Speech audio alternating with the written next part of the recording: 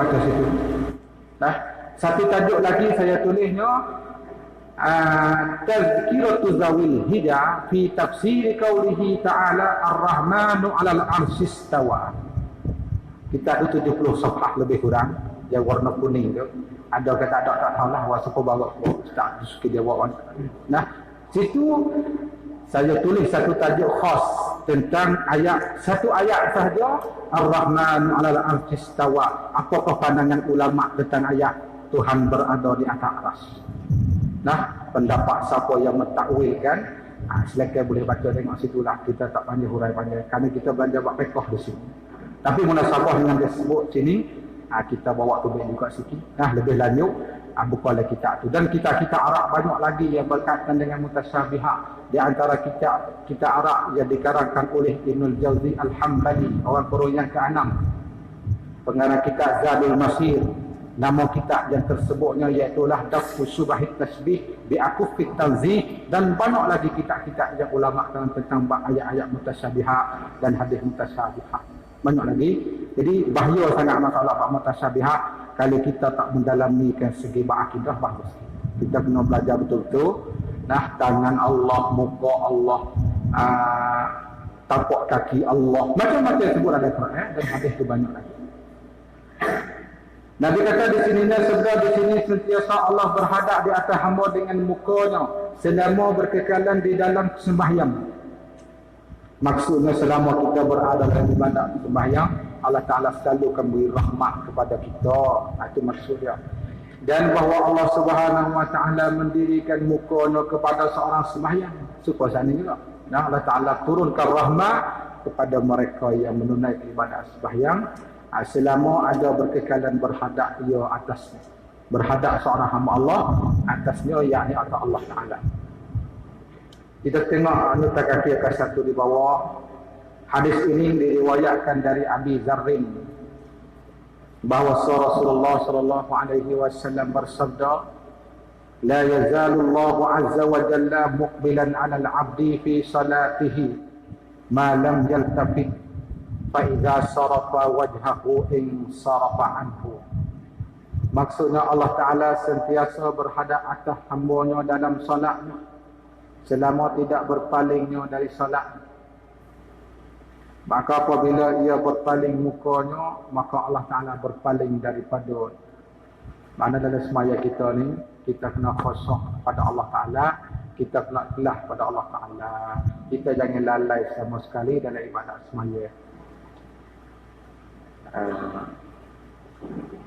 Hadis yang kedua dari Jabir radhiyallahu anhu bahawa Rasulullah sallallahu alaihi wasallam bersabda, "Idza qama ar-rajulu fi as-salati aqbala Allahu alaihi biwajhihi wa idza iltafata qala ya ibna Adam ila man taltafitu ila man huwa khairul laka minni aqbil ilayya."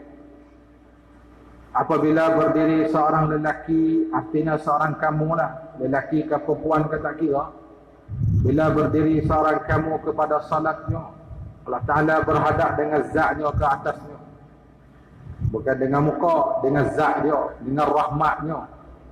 Maka apabila berpalingnya dari salatnya, bila sudah daripada menunaikan ibadat salat, Allah Ta'ala berfirman kepada siapa engkau berpaling, kepada siapa yang lebih baik daripada aku, berpalingkanlah kamu atasku. So kita menghadap pada Allah.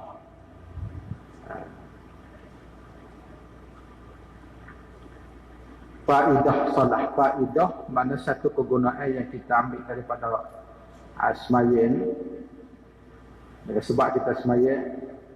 Dan kerana inilah adalah sembahyang sangat banyak faedah. Lagi ia membukakan bagi hati orang yang kepakaan. Ibadat sembahyang juga membukakan, menerangkan hati orang yang kepakaan. Apa maksud orang kepakaan? Yakni orang yang cita-cita dan bergantung hati daripada pekerjaan dunia. Murak orang kepakaan tu bukan arti orang yang tak ada duit piti, tak ada harta benda. Orang yang bersangkut paut dan bergantung hati dan bersibuk hatinya dengan makhluk, itu orang kepapaan. Dan tidak baginya sesuatu daripada kebajikan sekalipun harta sudah banyak. Walaupun harta banyak, itu yang dihuraikan oleh Syekh Abdullah Sarah Al-Jarumi rahimahullah ta'ala. Itu huraian dia yang kita ambil masa belajar dulu. Dan yang mempunyai daruri daripada ahli qulub, yakni orang yang bersangat dan berhajat satu benda dari perkara dunia, itu maknanya mempunyai daruri. Allah Ta'ala ni bila kita semaya itu juga akan membukakan hati orang yang berhajat kepada satu perkara daripada perkara dunia. Ibadat semaya di antara faedah. Maka mengkayakan mereka itu tatkala mendirikan sembahyang, maka hilang pada hatinya daripada tiap-tiap yang digemarnya. Perasaan dalam hati dia, tiap-tiap perkara yang digemarkan itu sudah hilang, dan yang disukanya. Dan hilanglah daripada hatinya daripada itu akan segala yang dikasih yang lain daripada Allah. Bahkan yang ada yang dikasihnya ialah Allah Ta'ala satu. Ini salah satu sifat faedah bagi mereka yang betul-betul semaya dengan aturan dan cara yang disuruhkan oleh dalam Al-Quran dan juga Al-Hadis An-Nabawi. Wajib disuruhkan ahli dengan salat. Dan kerana salat itu sangat banyak faedah. Akapak di bawah tu kena fikir sikit tu, kena tasah sikit. Sangat banyak faedahnya. Jadi faedah. Takut. Fikir sikit. Faedah. Pada bawah tu kita fikir sikit. Lagi pula salat itu membukakan hati orang-orang kepapaan dan yang mempunyai daruri. Firman Allah Ta'ala, wa'mur ahlaka bis salati wastabir 'alaiha la nas'aluka rizqa nahnu narzuquka. Suruh olehmu akan ahli kamu dengan mendirikan sembahyang. Ayat ni berat juga. Bila kita ada ahli, bila kita ada isteri, bila kita ada anak, bila kita boleh cucu, dapat cicit, semua dikatakan ahli. Yang mana ahli kita belum lagi melakukan semaya dan salat, wajib kena suruh. Gira-gira kita tepi rumah tangga kita yang tak sembahyang, wajib kena suruh. Tak suruh kita bersoal jawab dengan Tuhan Esok. Akan disoalkan akhirat esok. Kita akan bertanggung dengan Tuhan akhirat esok. Dan sabar ia atasnya. Tidak kami pinta akan kamu rezeki. Kamilah yang memberi rezekikan kamu. Tuhan tak minta rezeki daripada kita. Sebab Allah yang memberikan rezeki kepada kita. Nah, wajib nak suruh ahli kita dengan semaya yang sudah balik ahli kita. Kalau kanak-kanak kita yang belum lagi balik, bila umur 7 tahun maka wajib disuruhkan dengan sembahyang. Bila umur 10 tahun maka wajib dipukulkan jika ia tinggalkan sembahyang. Wajib kita sebagai ibu bapa dan wali, kita serah pihak sekolah, guru suruh dah. Kita di rumah kita kena suruh. Kena ambil berat terhadap anak-anak dan juga ahli kita dengan ibadat semaya. Kemudian tentang ayat wa'mur ahlaka bis salah ni, ada ulama mentafsirkan banyak di situ. Di antaranya kalimah turun di bawah mentafsirkan ayat wa'mur ahlaka bis salah wastabir 'alaiha. Para ulama mufassirin mentafsirkan ayat wa'mur ahlaka bis salah dengan beberapa pentafsiran seperti yang ternyata di bawah. Syekh Muhammad Ali Sabuni dalam kitab Safatut Tafasir berkata, wa'mur ya Muhammadu ahlaka wa ummataka bis salah wasbir anta ala adaiha wa khusu'iha wa adabiha. Wahai Muhammad, suruhkanlah ahli engkau, umat engkau dengan menunaikan salat, serta sabarkanlah atas menunaikannya. Dengan maknanya khusyuk dan juga adab-adab salat. sabar. Itu ditafsirkan oleh Syekh Ali Sabuni hafizahullah. Dua taati lagi asalnya. Yang kedua, Imam At-Tabari dalam tafsir Jami'ul Bayan atau dikenal dengan tafsir At-Tabari berkata, wastabir 'ala al-qiyami biha wa ada'iha bi hududiha anta. Tafsir yang tadi, sabarkanlah atas didirikan salat dan menunaikannya dengan hudud, dengan segala syarat-syarat, dengan khusyuk dan sebagainya, dengan mencukupikan segala rukun-rukun hudud sembahyang. Yang ketiga, Imam Qurtubi dalam Jami'ul Ahkam berkata, amarahu ta'ala bi an ya'mura ahlahu bis salati wa yamtasilaha ma'ahum wa yastabir 'alaiha wa yulazimaha.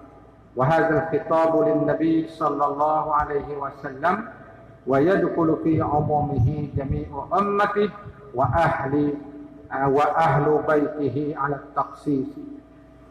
Allah Ta'ala menyuruhkan Nabi Muhammad sallallahu alaihi wasallam dengan menyuruhkan ahlinya dan warganya dengan menunaikan sembahyang, dengan menunaikan salat dan menjunjungkannya serta mereka, junjung titah, junjung perintah, dan menyuruh dengan kesabaran ke atasnya serta melazamahkan ibadat salat. Dan ini adalah kitab kepada Nabi. Maknanya wa'mur ahlaka, kaf tu kaf harfu khitabin tu kitab pada Nabi mula-mula, dan juga termasuk di bawah umumnya sekalian umat. Kita pun masuklah ke ahli rumah Nabi atau taksis. Itu panjang lagi di bawah. Kita pergi kepada mata.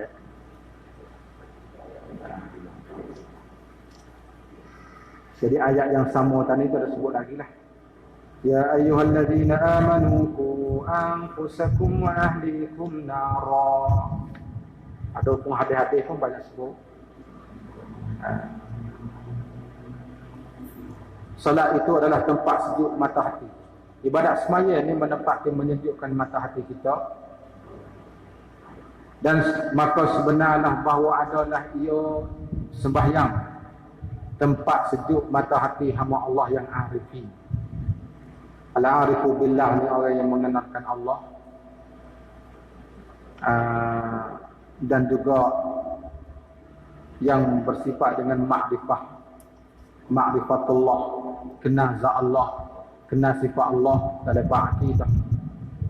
Dan dengan dia, dengan sembahyang tetap mata hati, iaitu ibarat daripada suka dan kesenangan. Yang dimaksud dengan tetap mata hati ini ibarat daripada suka dan juga kesenangan dan sempurna nikmat dan lazat yang hasil di dalam sembahyang, pada sembahyang, sehingga muafakat dan berjinak-jinak dengan dirinya, tetapi bersalah-salahan ia sebab bersalahan dengan martabat kelakuan dan makam mereka, dengan sekira-kira makrifat bagi mereka tadi.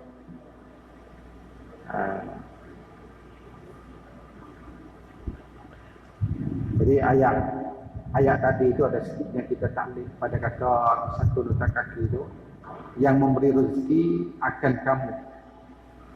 Kamilah Allah Ta'ala yang memberi rezekikan kamu. Kita hundur balik sikit tadi. Akan satu di bawah, Al-Hafiz Ibn Katsir dalam kitab tafsirnya berkata makna ayat wa'mur ahlaka bis salah itu, apabila engkau mendirikan salat maka datanglah rezeki itu pada engkau. Itu ditafsirkan oleh Ibn Katsir. Maknanya orang yang semaya ni rezeki Tuhan bagi, rezeki yang halal. Rezeki yang halal ni kalau sikit pun dia cukup. Rezeki yang barakah, dia tak mesti banyak. Sikit kita cukup cara sikit, banyak alhamdulillah. Bagi mereka yang menunaikan sembahyang, Allah Ta'ala memberikan rezeki pada dari jalan yang tidak terlintas di hati. Min haitsu la yahtasib. Kadang-kadang mari kita tak sangka-sangka rezeki, sebab kita betul-betul menunaikan ibadat sembahyang yang disuruhkan oleh Rasulullah dengan cara yang dibuat oleh baginda. Firman Allah Ta'ala wa man yattaqillaha yaj'al lahu makhraja wa yarzuqhu min haitsu la yahtasib. Dan sesiapa yang bertakwa kepada Allah dengan mengerjakan suruhannya dan menjauhi segala larangannya, itu ditafsirkan takwa. Dalam bahasa Arab mentafsirkan takwa dengan makna imtisalul awamir wajtinabun nawahi. Itu takwa. Sebab tu di sini dengan mengerjakan suruhan Allah dan menjauhikan larangan Allah. Siapa-siapa yang bersifat dengan takwa atau dikatakan muttaqin, nescaya Allah akan mengadakan baginya jalan keluar dari segala yang menyusahkan, itu makhraj, serta memberi rezekinya Allah Ta'ala dari jalan yang tidak terlintas di hati, min haitsu la yahtasib. Karena inilah Allah berfirman, la nas'aluka rizqan nahnu narzuquka. Itu kita sama dengan ayat sebut datang tadi. Kami tidak meminta rezeki kepadamu, bahkan kamilah yang memberi rezeki kepadamu. Yang kita dipanggil rezeki apa dia? Rezeki. Kita kena reti buat rezeki. Kadang-kadang kita reti rezeki itu dia faham dengan sendiri lah. Rezeki ni benar Allah Ta'ala bagi. Tak tu rezeki. Kita tengok ta'rif rezeki. Ta'rif rezeki. Pengertian bagi makna rezeki. Ahli sunnah wal jamaah berpendapat bahawa rezeki itu ialah barang yang Allah hantarkan kepada manusia dan hayawan supaya mengambil manfaat dengannya. Adapun Mu'tazilah, mereka berpendapat bahawa rezeki itu ialah barang yang dimilikkan sama ada dimanfaat ataupun tidak manfaat. Mengikut pendapat ahli sunnah wal jamaah, rezeki ini benda yang kita dapat ambil guna. Nasi boleh kita makan rezeki. Tapi kalau kita menanak nasi, kita tak ada nak makan, kawan kita makan, bukan rezeki kita. Ma yuntafa'u dalam mata jaharah, bagi mereka yang belajar kitab mata jaharah. Warizqu indal qaumi ma bihim tufi wa qila la bal bamulik wa maktubi. Satu syair dalam mata jahrah. Warizqu indal qaumi inda ahli sunnah wal jamaah ma yuntafa'u. Setiap barang yang kita boleh ambil manfaat, itu ahli sunnah, benda yang boleh kita ambil manfaat. Kadang-kadang benda tu duduk di bawah tangan kita dah, tapi tak dapat ambil manfaat. Bukan rezeki kita. Rezeki kita ni mudah-mudah kata boleh kita ambil guna dah. Baju yang kita pakai, rezeki masa kita pakai dah. Nasi yang kita telan masuk dalam tekak kita, rezeki, tapi dalam perut bukan rezeki. Kadang-kadang rezeki sahabat kita, kadang-kadang rezeki itu rezeki ayam, bila dia punah beri ke ayam. Mengikut pendapat ahli sunnah wal jamaah. Tetapi pendapat bagi Mu'tazilah mengatakan wakila la bal mamulika. Kata setengah bukan rezeki. Rezeki ni mamulika, setiap perkara yang dapat dimilik. Kita milik kereta semua, rezeki. Kita milik tanah, rezeki. Itu pendapat bagi Mu'tazilah. Nah, Mu'tazilah itu rezeki dia tu dua pendapat di ahli sunnah wal jamaah dan juga di sini Mu'tazilah. Warizqu indal qaumi ma bihim tufi wa qila la bal mamulik wa maktubi. Satu kala saya dalam mata jahrah tadi. Rezeki itu terbagi kepada dua bahagian. Satunya rezeki yang zahir untuk badan, seperti makanan-makanan yang mengenyangkan. Terus rezeki yang zahir, boleh kita makan nasi, boleh kita minum minuman. Yang kedua rezeki yang batin untuk hati-hati, seperti ilmu pengetahuan dan segala ma'rifah. Itu ma'arif. Rezeki yang batin itu payah sikit. Antaranya ilmu pengetahuan, ilmu agama, itu rezeki yang batin.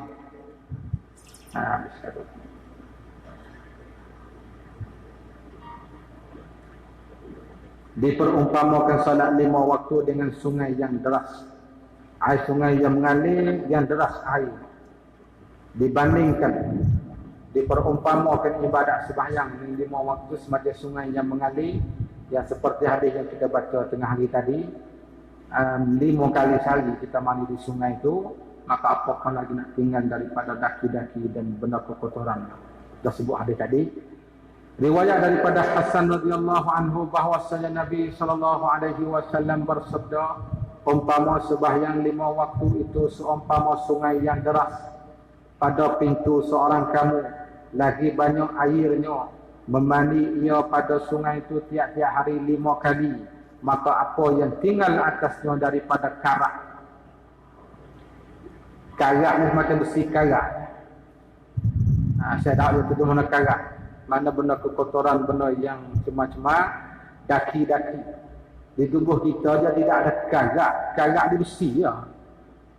Mana karat ni, mana segala daki-daki yang di tubuh kita. Yakni bahawa 5 waktu itu menyucikan daripada segala dosanya. Dah sebuah hadis tadi dah. 5 kali sehari bila kita mandi, dia suci daripada kekotoran dosa. Dia ada tinggal satu dosa, malaikat diampunkan dia. Kalau ada dosa besar, hak tu tidak diampunkan.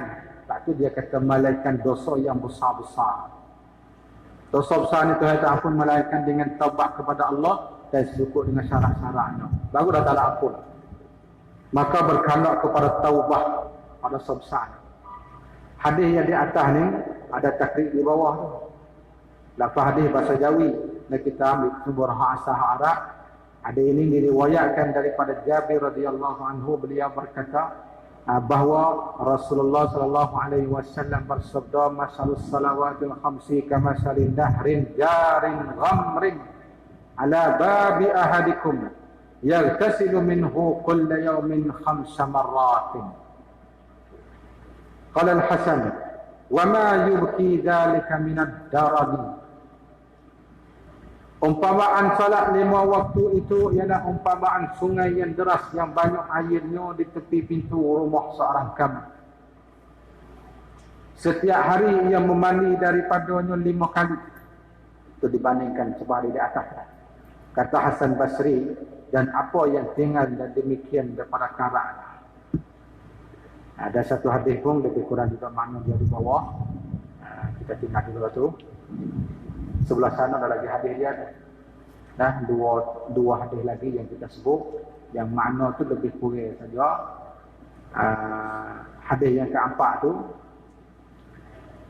ma min 'abdin yusalli as-salawatil khamsa wa yusumu ramadhana wa yukhriju zakata wa yajtanibul kaba'ira as-sab'a illa futihat lahu abwabul jannah fa qila lahu udkhul bi salat.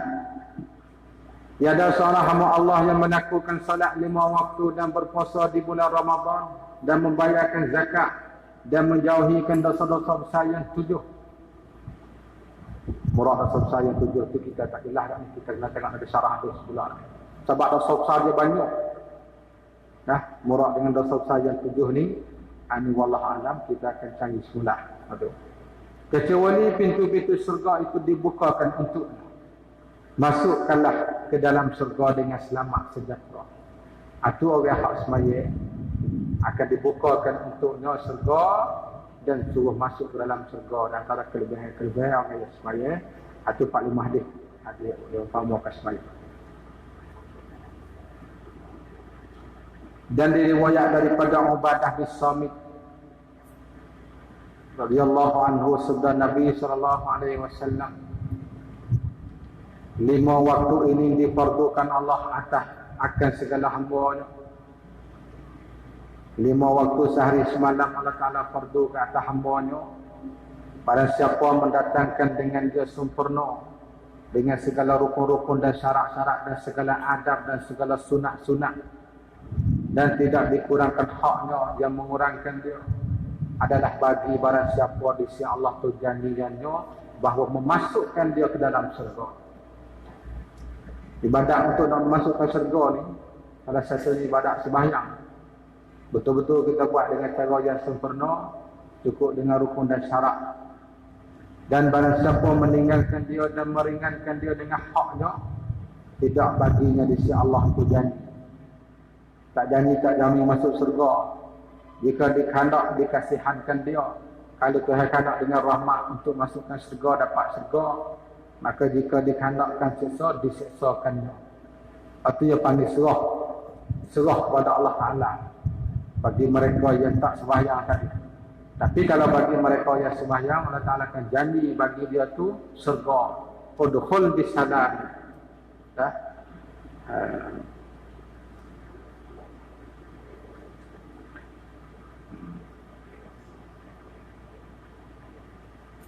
Dan lagi sabda Nabi SAW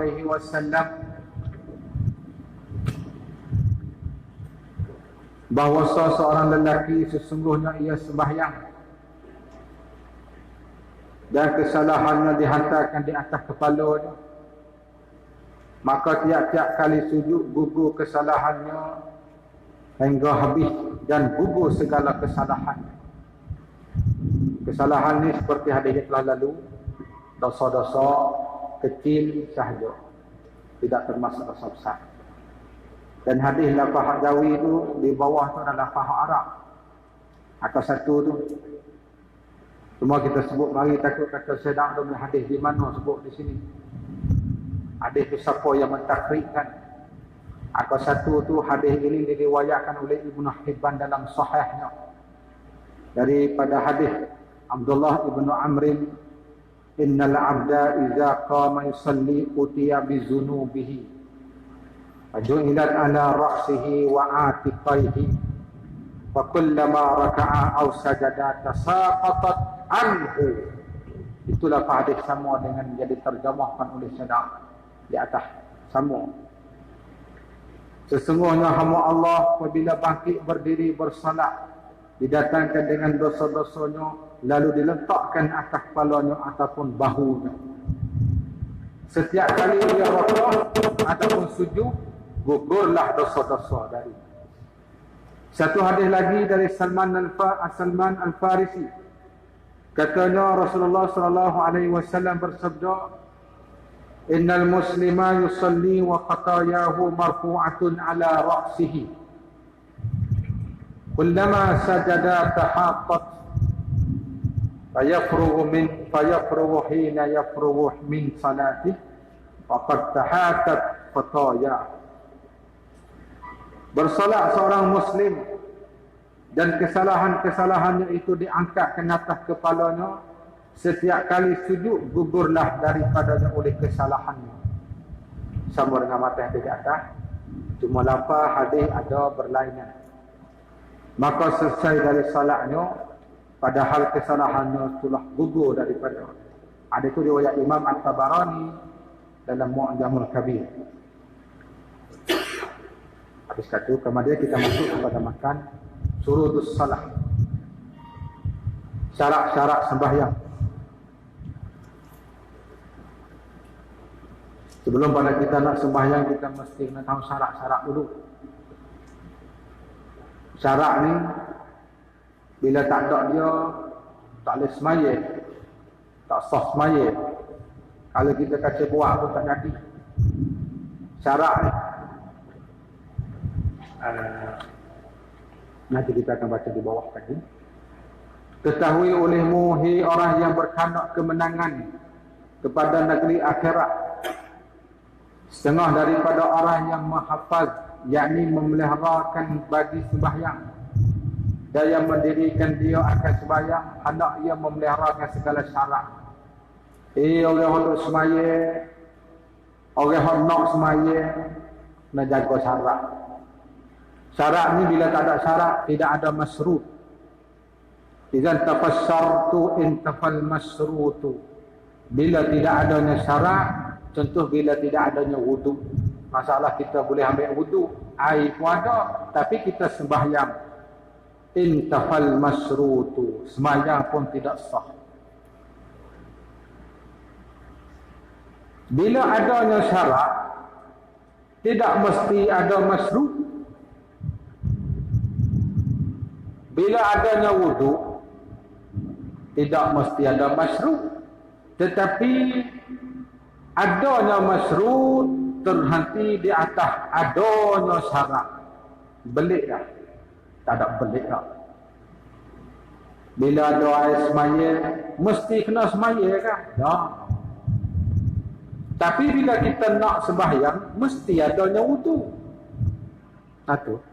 Dia panggil, bila ada syarat, tak mesti ada masru'. Bila ada masru', mesti ada syarat. Dia balik pada. Dia balik pada. Itu satu kaedah dia panggil. Satu kawan. Kita tengok ke, tak siapa lagi, baca maka dulu. Maka adalah syarat-syarat sembahyang itu 9 perkara. Kita tengok penjelasan secara luas sikit di bawah ke satu. Dr. Wahbah Zuhaili hafizahullah, Laning rahimahullah. Masa tulis itu hafizahullah. Di antara syekh yang kita belajar di sana, salah satu Dr. Wahbah Zuhaili, salah satu guru, dan lain-lain lagi, berkata dalam kitab fiqh Islam, syarat itu ialah ma yutawaqqafu alaihi wujudus syai' wa kana kharijan an haqiqati. Syarat itu barang terhenti atasnya ada sesuatu, tetapi ia adalah keluar daripada hakikat sesuatu. Macam sembahyanglah. Bila kita nak sembahyang mesti adanya wudu, tetapi wudu itu bukan satu juzuk daripada sembahyang. Dia panggilnya wudu ni luar daripada sembahyang. Tetapi bila kita nak sembahyang mesti adanya wudu. Itu makna dia. Dan rukun itu ialah ma yutawaqqafu alaihi wujudus syai' wa kana juz'an minal haqiqah. Barang terhati atasnya ada sesuatu, ia juga satu juzuk daripada hakikat sesuatu. Macam baca Al-Fatihah dalam baca Asma'iyah. Fatihah satu rukun daripada rukun salat. Bila kita tak baca Fatihah tidak sah. Dan juga Fatihah itu satu juzuk daripada salat. Dia bukan luar sembahyang. Di dalam sembahyang selepas takbiratul ihram. Dia panggil juz'un minhu. Satu juzuk daripada. Katanya lagi dalam kitabnya Fiqhul Ibadah. Kitab Fiqhul Ibadah ni kitab karangan Wahbah Zuhaili.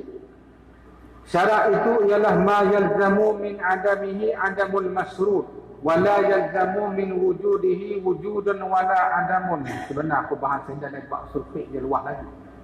Sebagai sulfik. Barang yang lazim daripada ketiadaannya oleh ketiadaan masrud, supaya kita hurai tadi lah. Bila tidak adanya syarat, bila tidak adanya wudu, maka tidak sah sembahyang.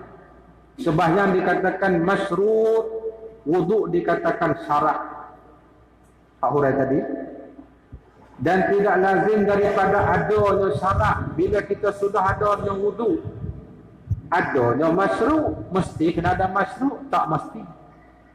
Sekali lagi, bila ada wudu, mestikah mesti semaya? Tak mesti. Tetapi bila kita nak sembahyang, mesti ada wudu. Dia panggil. Bila nak ada sembahyang, mesti ada wudu. Bila ada wudu, tak mesti sembahyang. Kalau kita wudu wakala boleh.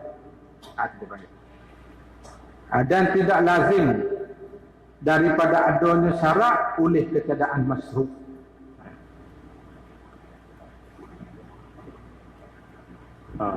Syarat tu dia bahas luas lagi tu. Kita tinggal setengah-setengah lah pendapat dalam mazhabul arba'ah tu. Dalam pendapat fuqaha Hanafi pun ada.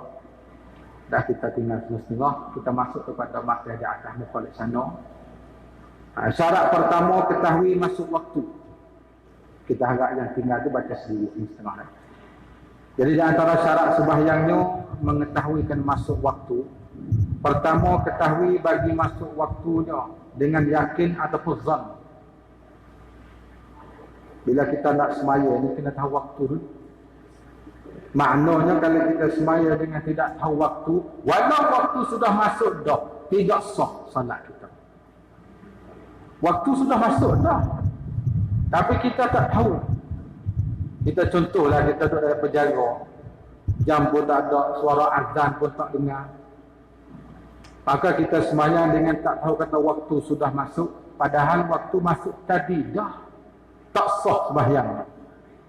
Pasal di antara syaratnya mesti mengetahui masuk waktu. mengetahui bagi seorang yang mau semaya. Siapa yang mau sembahyang, siapa yang hendak nak sembahyang, mesti wajib mengetahui masuk waktu. Bila tak tahu tak sah. Dan masuk waktu tu dengan yakin. Dengan yakin kita tengok dan melihat matahari lenyap dalam bombing, ataupun dengan kita melihatkan takwim dan waktu azan yang diletak, ataupun dengan suara azan, dia bagi dengan yakin, ataupun dengan zon. Bila kita sengkau kata waktu dan kita ittihad bahawa waktu sudah masuk, maka boleh kita semaya. Boleh tak kalau kita solat sebelum waktu tapi kita solat taruh? Waktu dah lagi 5 minit nak azan, kita solat dululah rakaat yang keempat tu dalam waktu. Tak sah. Syarat kena waktu dulu. Bila dia tanya, Pak, jadi mana baik kalau saya solat belum waktu dengan saya tak solat? Sama ya. Bila solat belum waktu, maksudnya tidak sah solat. Sama dengan tak solat. Support.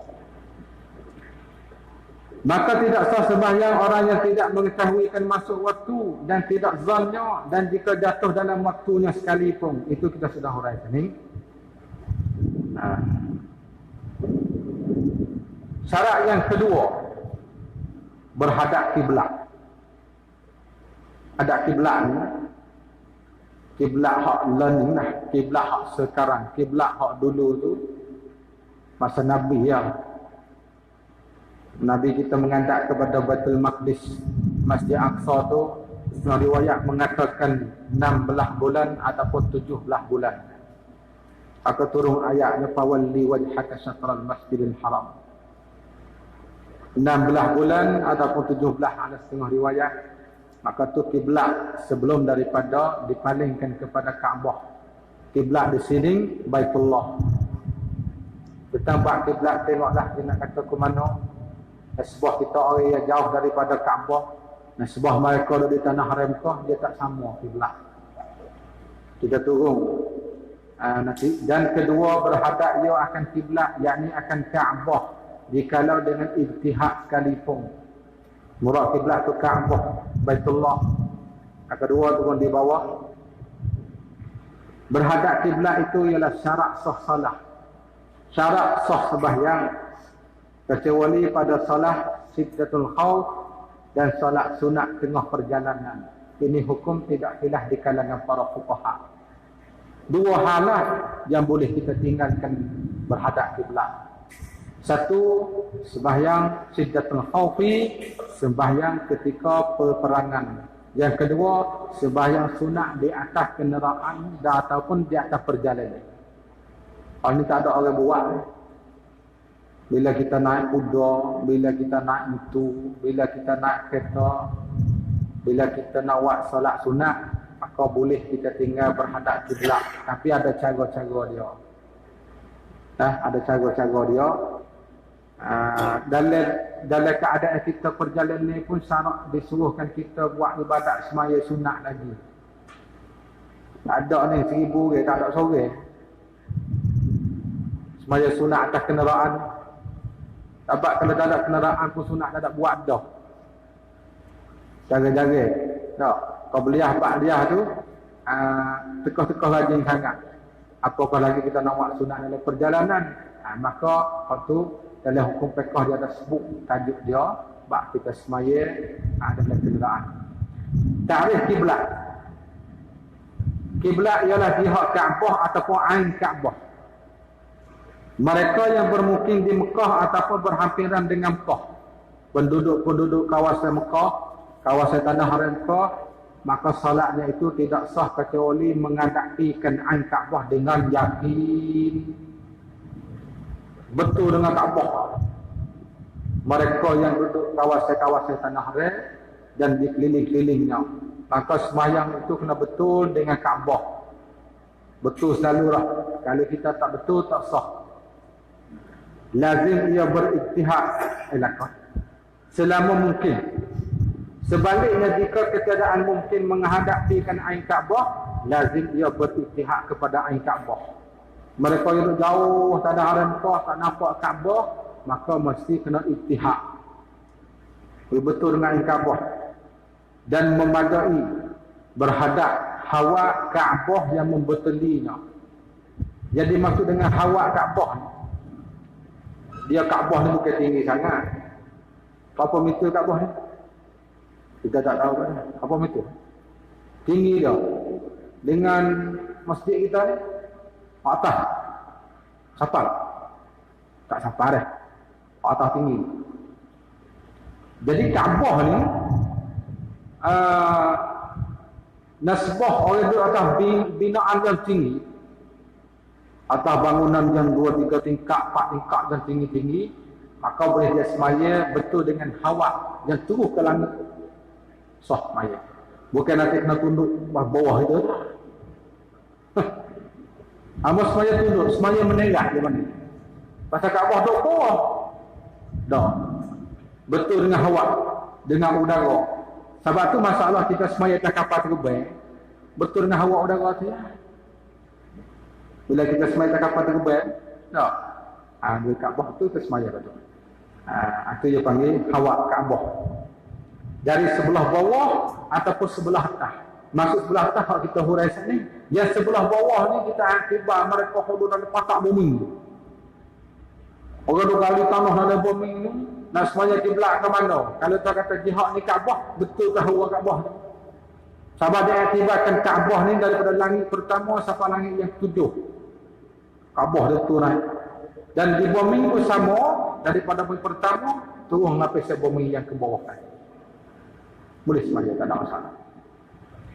Maka berhadap hawa Kaabah yang berhubung dengan sebelah atas ataupun sebelah bawah adalah seperti berhadap binaan Kaabah. Sama pada pandangan 3 mazhab. Selain pada mazhab Malikiyah. Mereka mazhab Malikiyah ni berkata tidak memadai berhadap hawa Kaabah. Ni kena tunduk. Dah. Jumhur ulama mengatakan tak syarat. Asalkan hawa Kaabah, tapi Maliki kata tak madrah. Maknanya kalau kita dah bangun yang tinggi di Mekah tu, kena turun bawah maya. Bukan kita duduk di jihad jauh-jauh ni. Ini masalah kita berhadap Kaabah, membetulkan ain Kaabah. Kita di tanah Jawi ni, kita hadap jihad Kaabah. Bukan ain Kaabah, jihad yang Kaabah tu. Ada tu pendapat dari fuqaha Maliki ni, kalau semaya di Mekah ni, atas bangunan tinggi-tinggi tak boleh. Atas Masjid Haram pun tak boleh dah dekat tinggi tu. Kerana Kaabah tu bawah. Kena turun bawah semaya hendak tu. Tu pendapat fuqaha Maliki. Fuqaha Maliki. Orang yang bermukim di Madinah, ini penduduk Madinah, wajib berhadap kepada ain mihrab Masjid Nabawi. Ada tu. Kerana berhadap ain mihrab Masjid Nabawi itu, Nabi itu SAW ialah berhadap ain Kaabah terhadap mereka. Kerana diletakkannya dengan wahyu daripada Allah.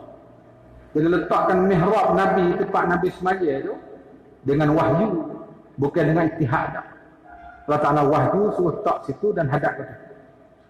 Itu nisbah pada mereka yang duduk dalam kawasan sekitar tanah Mekah dan keliling kalannya. Adapun mereka yang jauh daripada Mekah, macam kita lah jauh ni, maka disyaratkan berhadap jihad Kaabah. Jihad Kaabah ni kalau kita negara sebelah Asia ni, mudah-mudah kata duduk sebelah matahari jatuh. Sebab tu kadang-kadang kita tengok masjid tu dia berat kanan sikit, kadang-kadang masjid ni berat kiri sikit. Sah. Pasal kita jauh daripada Mekah dan diaktibatkan jihad. Jihad mana sebelah negara kita, Kaabah sebelah jihad matahari jatuh. Jihad tu kita lagi betul tak boleh dah. Aning pada. Tapi kita nak paling teguh sangat bukan jihad dia. Nak macam seperti kita betul jihad ni. Nak hadap kamu tak boleh.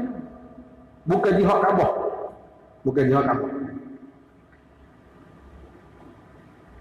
Tidak lazim berhadap ain Kaabah, bahkan sah berpindah dari ain Kaabah kepada kanan ataupun kiri.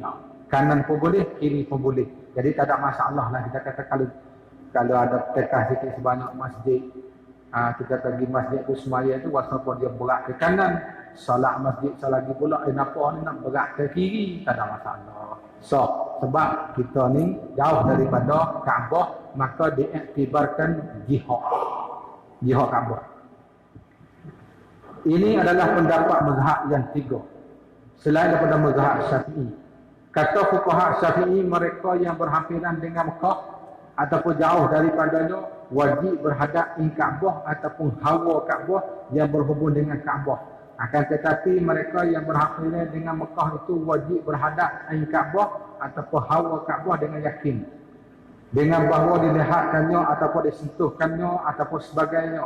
Adapun mereka yang jauh daripada Kaabah, maka berhadap in Kaabah dengan jalan zon, tidak kepada jihad. Kita zon kat kita. Kalau kita zon, kita sentuh kata jihad ni lah Kaabah, terus maya. Di masjid selagi pula ada suka jihad ni, terus maya ni. Walaupun ada perbezaan sikit banyak. Ataupun pendapat yang muktamad. Tetapi pendapat yang mukabil muktamad sama dengan pendapat yang tiga tadi. Berhadap kepada jihad.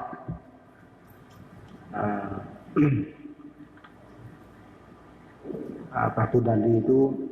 Kita tengok dulu. Dalil disyaratkan berhadap kiblat itu diantaranya firman Allah, "Fawalli wajhaka syatral masjidil haram wa haitsuma kuntum fawallu wujuhakum syatrah." Dan dalil laginya, "Sallaina ma'a Rasulillah sallallahu alaihi wasallam nahwa Baitul Maqdis 16 syahran atau 17 syahran summa surifna nahwal Ka'bati." Sebut tadi 16 bulan ataupun 17 bulan. Lepas tu dalil yang tiga, yang keempat ijma' ulama' untuk lebih lebar panjang lagi, tengok marajik di bawah. Lebih daripada 10 buah yang kita sebut di situ. Tengok rajak ke dari kitab Fiqh Islam, Majmu' Nawawi, Al-Bayan, Bajarini Iqna', Fiqh Manhaji dan I'anah, Rawdah, Fiqh Sunnah, Ni'atul Muhtad dan lain lagi. Syarat yang tiga menutup aurat.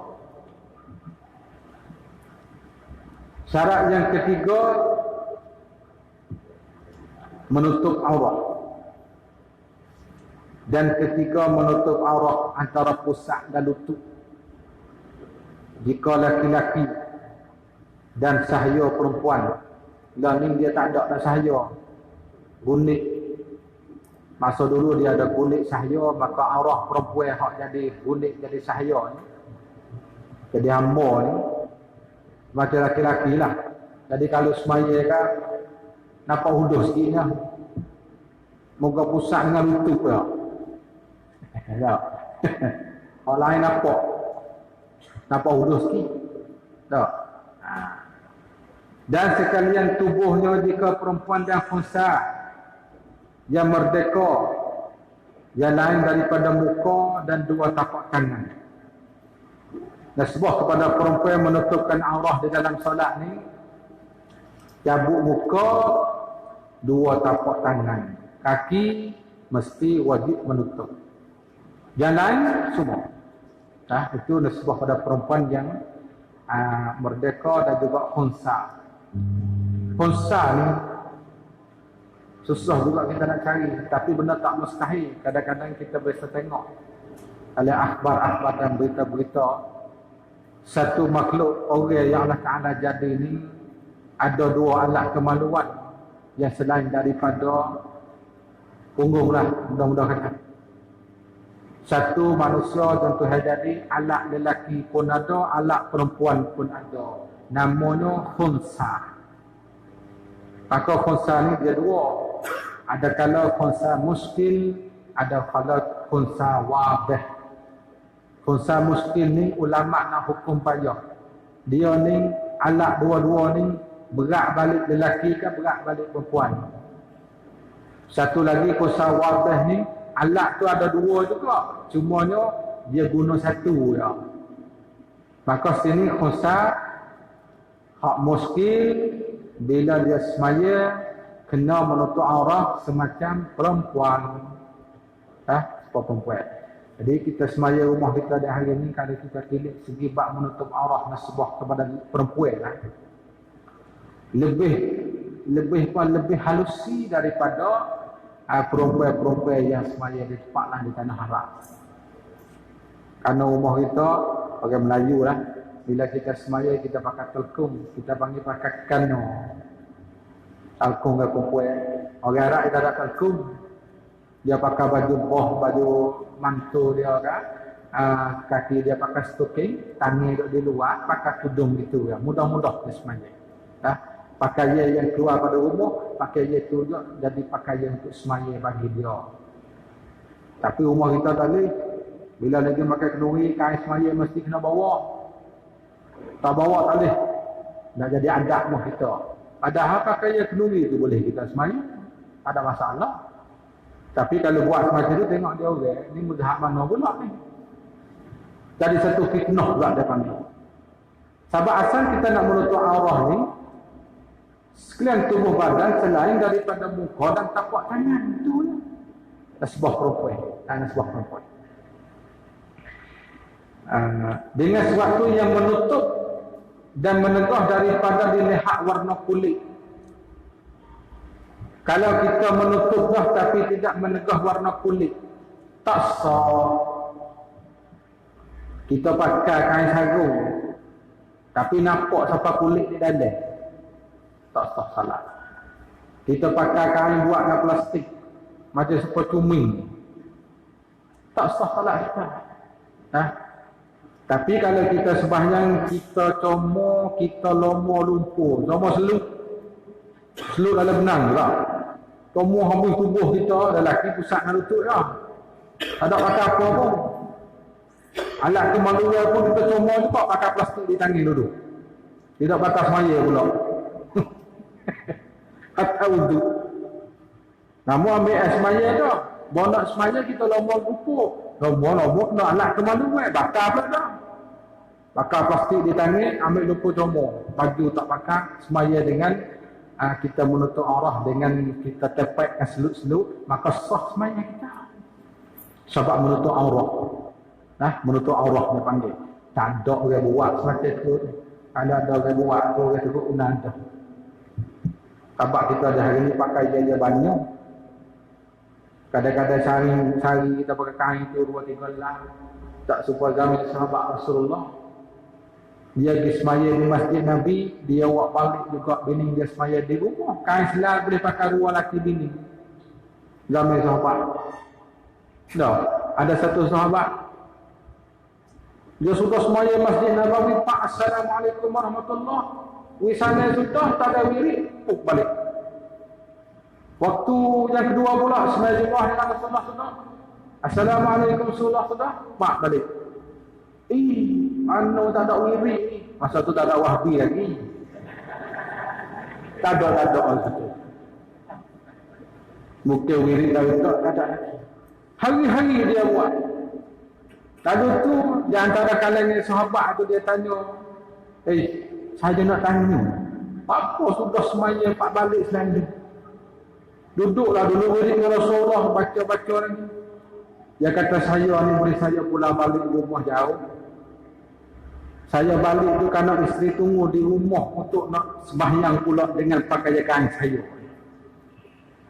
Dia gila kain pakai. Begila kain dia, isteri dia semaya. Pas tengah-tengah tu dia buat di mana kita tak tahu. Pasal tanya situ. Dia telanjir ke lagu mana wallah fa'ala. Tak. Nak raya katanya di kalangan sahabat ada semaya kain sedap pun boleh semaya dua orang. Tak. Tapi kan dia usahlah kalau perempuan dia tutup aurah yang semua di sana. Miskin ya lah. Miskin. Kita hari ni masa pakai dia ni. Banyaklah banyak katanya kita pakai tak ada jemu lagi tu. Tak tahu dah. Sebab tu kita nak semaya yang dengan kita lama lupa tu dia tak ada. Itu menutupkan aurah.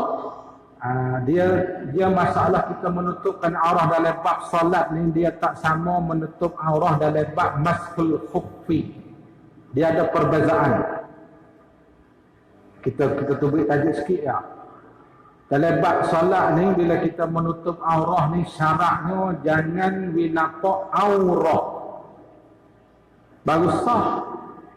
Sebab tu bila kita nak solat kita pakai plastik, kita potong cumi pakai tak boleh. Dia nampak, dia jernih. Dia nampak zat tubuh kita. Tetapi dalam bab maskul khuffi, dalam bab kita sapu khuf ni, kita potong khuf kita dia jernih macam sepuluh botol ni. sah kita sapu. Yang pentingnya syarat menutup aurat khuf ni jangan di air seluar sampai ke dalam kaki kita. Tu dia panggil farak di antara menutup aurat dalam bab sapu khuf dan juga dalam bab syarat semaya yang kita baca. Itu perbezaan dia. Kemudian kita pergi kepada menutup aurat tu ada tarikh dia. Angka 1 muka 85. Aurat dalam bahasa Arab memberi arti naqsun yang artinya kekurangan, dan pada syarak yakni pada istilah ialah barang yang wajib ditutupkannya, yang diharamkan tilik kepadanya. Sebab tu aurat ni perkara barang yang haram ditilik. Dalam benda yang haram ditilik dia banyak. Nama kita boleh katanya aurat ni perkara yang haram kita tilik. Balik tengok TV, aurat juga TV. Itu bukan. Lepas tu ada dengan sebab lain. Aurah ni mana dia duduk di seorang. Nasibah lelaki, aurah dia. Nasibah perempuan, aurah dia. Bila kita tengok di mari, haram. Dan kita tengok lain daripada orang ni, tak haram. Kita tengok kepada hayawan lembu dan kerbau masalah. Itu bukan aurah. Bukan aurah. Maka aurah ni perkara yang haram ditilik kepadanya. Sebab tu di antara kita dengan isteri kita dia tidak adanya aurah. Kita isteri kita dengan orang lain tak boleh. Dia dengan orang lain ajnabi pun tak boleh. Kita dengan isteri kita tidak ada aurah. Sekalian tubuh badan isteri semua bukan aurah belakang. Nak tengok di mana tengok. Masalah makruh tidak makruh tu hal lain. Tu hal lain tu. Tapi siapa kata haram tak boleh. Tengok pas ke dalam dia tak pun. Dia perut. Ada masalah. Bukan aurah. Nak mandi sekali pun tak apa. Okay? Masa Rasulullah dia mandi dengan isteri dia. Kak Aisyah bergilir tembok air dari bilik air dia kan. Bekas yang satu gilir tembok tak ada masalah. Sebab tidak adanya aurah. Ada setengah-setengah yang keluar mengatakan kita isteri kita ni tak boleh juga aurah kan? Lah, tak ada aurah dah. Sebab dia panggil habis aurah dengan kita. Dalil tak sampai lagi. Dan wajib ditutupkan aurah di dalam solat dan lainnya sekalipun berada dalam khulwah. Khulwah ni tempat yang kita sembunyikan di. Semacam kita masuk dalam pondok lah. Masuk dalam pondok, kita tutup lampu, kita kunci pintu, kita telanjang. Wajib ditutup. Kalau kita duduk ramai-ramai lah. Kalau kita sore tak apa. Kita dengan sahabat kita, dia telanjang, kita telanjang. Tak boleh. Walaupun lampu tak ada pun. Bila nyala lampu, apa nak jadi? Apa nak jadi? Tak boleh kan? Tak boleh. Kecuali kerana berhajat. Seperti istinja, mandi, qada hajat, maka tu bolehlah kita buka sekadar tu. Atau kita nak istinja, kita nak qada hajat, dia pakai selimut lagi. Ada bilik air, tempat yang keluar.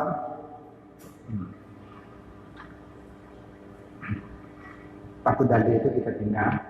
Ayat dalil, ayat firman Allah Ta'ala. Hadis la yaqbalullah salataha illa bi khimarin. Itu antara hadis-hadis yang menunjukkan bahawasanya syarat bila kita nak sembahyang kita menutupkan aurat. Itu antara syaratnya. Dan dua tapak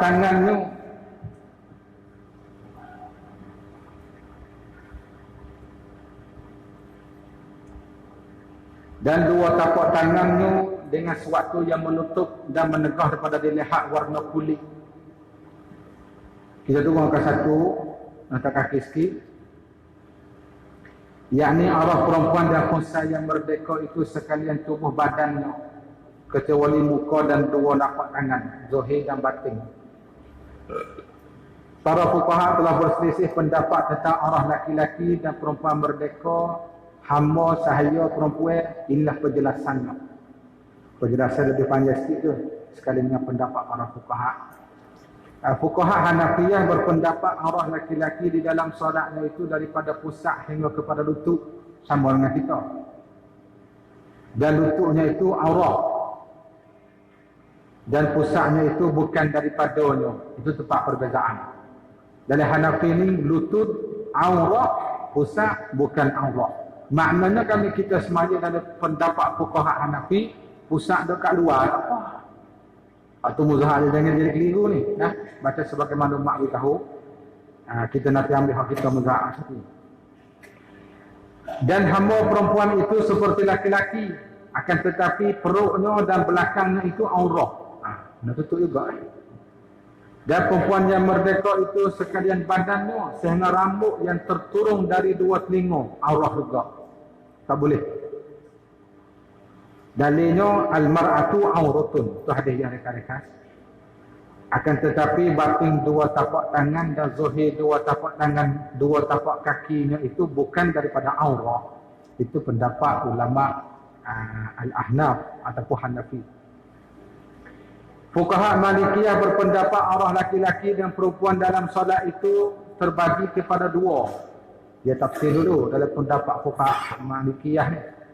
Satu aurah mughallazah, yang kedua aurah mukhaffafah. Bukan saja lebat najis juga. Lebat aurah pun terbagi kepada dua. Satunya mughallazah, yang keduanya mukhaffafah. Maka mughallazah laki-laki itu dua kemaluan, hubul dan dua biji zakat, halaqah dubu. Itu dikatakan aurah laki-laki yang mughallazah, yang agak kata berat sikitlah. Dan mukhaffafah itu barang antara pusat dan lutut. Bila kata barang antara ni, lutut dan pusat tidak termasuk dari kata aurah. Jadi sama dengan pendapat mazhab Syafi'i kita, lutut dan pusat bukan aurah tetapi wajib ditutup, termasuk dalam kaedah ma la yatimul wajibu illa bihi fa huwa wajibun. Itu mazhab kita Syafi'i. Dalam mazhab Hanafi tak payah tutup dah, duduk di luar pun tak apa. Dan aurah mughallazah perempuan merdeka itu sekalian badannya kecuali atraf, hujung-hujung jari dan dada. Dan mukhaffafah ialah dada. Kecuali hal tu biasa orang pada tu. Dua hasta, leher atau aurah dada, kepala dan dari kulit dan dari lutut hingga hujung tapak kaki. Dia ada tafsir luas sangat dari pendapat Maliki. Adapun muka, dua tapak tangan, zahir dan batin, maka bukan dari aurah mutlaqan atau bukan aurah. Dan aurah mukhaffafah hamba perempuan itu seperti mukhaffafah laki-laki, kecuali dua humi paha dan barang antara kedua. Maka keduanya dari aurah mughallazah bagi hamba perempuan. Jadi hal ni dia panggil gomek sangatlah kira tu mukhaffafah mughallazah ni. Kita tengok mazhab kita pergi mulai ni. Pendapat mazhab kita Syafi'i pula, aurah laki-laki dan hamba perempuan itu barang yang antara pusat dan lutut, tetapi keduanya itu bukan daripada aurah, pusat dengan lutut. Akan tetapi wajib ditutupkannya. Mereka berdasar kepada kaedah ma la yatimul wajibu illa bihi fa huwa wajibun. Atau kaedah yang kita sebut tadi, maknanya barang yang antara apa ni, barang yang tak sempurna perkara yang wajib kecuali dengan dia, maka ia adalah wajib juga. Tak sempurna wajib, malah kena tutup kedua-dua.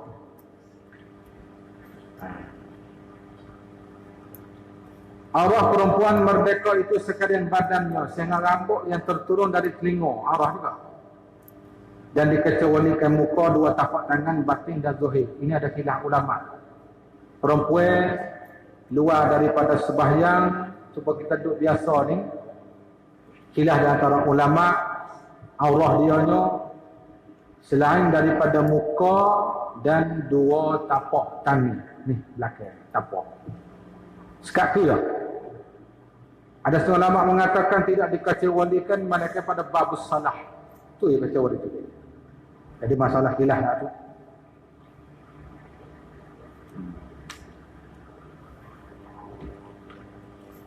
Pada pihak atas dan keliling, atau makan tak kata lagi, dia ada pihak bawah. Dia ada pihak bawah. Jadi kita menutup aurah ni sebelah atas dan keliling tepi. Patut kita ni kalau semaya di rumah-rumah orang kampung, rumah-rumah pasien zaman dulu hak latar kayu. Kata kayu tu dia jari-jari kan, teluh dua jari tu. Rumah zaman lama-lama. Bila kita semaya atas rumah sini, rumah tinggi bukan rumah rendah. Bila orang lalu kat bawah tu silap tengok cara cicak nampak begitu. Apa hukum semaya? Jawabnya sah tak apa. Pasal kita nampak aurat sebelah bawah maka dimaafkan. Tetapi kalau kita semaya ni baju kaki kita tak nampak, pusat duduk di luar, mari kita tengok turun mari bawah nampak terus kalau dah, waktu batal sembahyang. Dia tidak maaf sebelah atas turun ke bawah, dia tidak maaf sebelah tepi pihak keliling, dan dia maaf sebelah bawah naik ke atas. Dah. Dalam bab masul khuffi, dia tidak maaf sebelah bawah, dia maaf sebelah atas. Bila kita pakai khuf di kaki, kita malah basuh kaki ambil air sembahyang, kita sapuh saja. Maka khuf yang kita pakai itu, kalau kita tengok di atas nampak bawah tu, maknanya khuf kita pakai dia tidak nampak sebelah atas, maka boleh sapuh khuf. Tapi kalau cari sebelah bawah bila kita nampak, maka tak boleh kita sapuh khuf. Dalam bab masul khuffi. Dan jika dengan lomba lumpur sekalipun, lomba seluk sekalipun, support. Nah, kamu lah.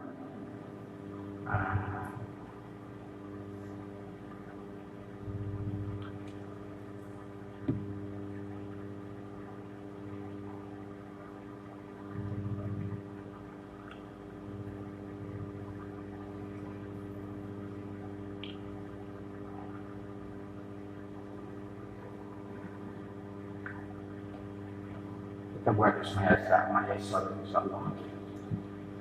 Kita buat satu syarat yang keempat mengetahui kaifiat salat. Dan kita sambung beberapa pula lagi. Kita ada lepas esok pula. Ayo kita selalu kita rehat lagu mana.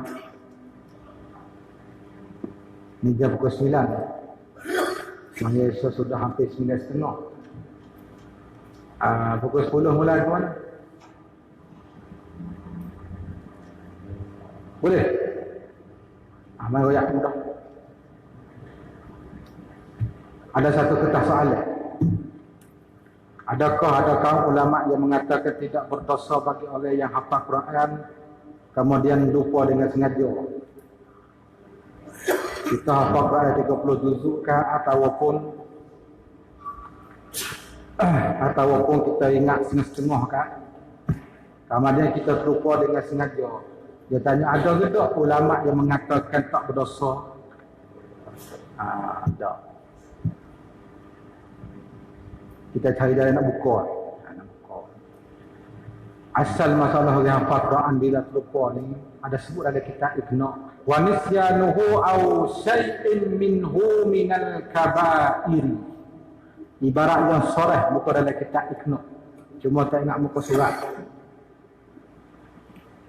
Wa nisyanuhu, bila seorang terlupakan semua Quran sebuah yang dia hafal 30 juzuk, au syai'in minhu, ada sedikit daripada Quran yang dia sudah hafal, minal kaba'ir, setengah daripada dosa besar, bukan dosa kecil. Itu ibarat lagi tak ikna khatib sadin. Kemudian masalah kita hafal Quran, lama-lama dia terlupa Quran. Nah, dia terlupa Quran ni. Ada pernah satu kalinya pernah tanya Dr. Alauddin Zakari. Kalau orang di Syria dia kenal Syekh Alauddin Az-Zakari, satu lagi Syekh Muhammad Kisaan doktor. Ada lagi tu tak mati lagi. Bagaimana kita hafal Quran kemudian kita terlupa? Jawabnya, kalau kita terlupa dengan kita tidak sengaja, makna kita bersibuk dengan urusan kehidupan kita, cari nafkah isteri, kita tak sengaja nak tinggal, maka itu dimaafkan. Tabaknya payah juga kita nak cara Quran. Tapi kalau kita abai, kita tinggal tu, tak ada baca-baca, kita tak ada sibuk dengan urusan kerja nafkah rumah tangga, maka itu dosa juga mengikut Syekh Alauddin Az-Zakari dan juga Syekh Muhammad Kisaan. Dan lepas tu yang lain tu wallahu a'lam. Lepas tu lupa dengan sengaja, mana sengaja tinggal tu. Tak ada sibuk dengan ngaji pondok. saja tinggal tu.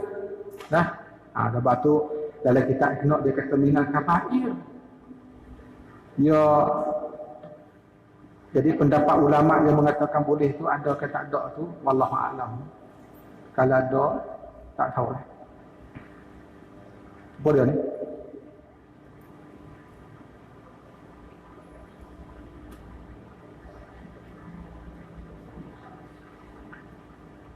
Tepat yang siangnya panjang lebih 20 jam.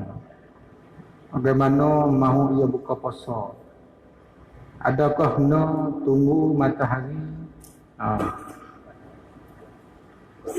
Orang yang berada di pihak barat Kaabah, adakah ia menghadap arah timur? Tu kena tengok lah. Macam supaya kita duduk di timur tengah ni, mungkin kita hadap ke sebelah jatuh matahari. Kita duduk negara sebelah timur tengah Syria ni, kiblat dia kita hadap sebelah timur sikit-sikit. Tengok tak? Orang sebelah barat ni wallahu a'lam tak mana. Dan masalah buka puasa waktu panjang siang hari ni, jawab pada dia ada kita tulis dalam kitab masalah sembahyang di atas kapal terbang, ada risalah tu 50 safhah tu dah jawab situ. Ada sebut situ masalah buka puasa tepat yang panjang sangat. Maknanya kita kata masa tu kita kata kita musafir pergi. Kita musafir tu kita kata duduk rumah ni sampai maghrib dah. Bila kita pergi sana pak sana itu matahari tak jatuh lagi. Tak boleh lagi buka puasa. Walaupun kalau kita kira kat rumah kita ni matahari dah jatuh tu. Kita boleh buka lagi. Kita tunggu jatuh matahari sana. Maknanya panjang tak ada lagi kat situ lah. Kalau panjang siang, tak ada apa. Yang masalahnya kita buka puasa, syarat nak buka puasa lenyap matahari. Bila lenyap matahari, tapi ya sehari 24 jam. Maknanya malam 4 jam gitu lah. Malam tu 4 jam. Lepas tu siang hari terus. Mana kita kena puasa berapa jam? Boleh kira juga tak? Lama. Jadi kalau kita mafhum syarat-syarat kita nak buka puasa ni, mana kita kena tunggu matahari. Syarat ni. Kalau kita mafhum pada syarat kan, sebab syarat kita nak buka puasa lenyap matahari ke muka bumi. Syarat tu. Kita nak takbir tak boleh. Nah. Wallahu a'lam. Bismillahirrahmanirrahim. Nawwir qulubana wa ja'alna sallallahu alaihi wasallam Muhammadin wa ala alihi wasallam. Alhamdulillahi rabbil alamin. Bismillahirrahmanirrahim. Bismillah Pak Dino. Masya. Terima kasih Allah. Sesi yang bernama yang ketiga. InsyaAllah kita akan insyaAllah kita sambung pada jam 9 malam.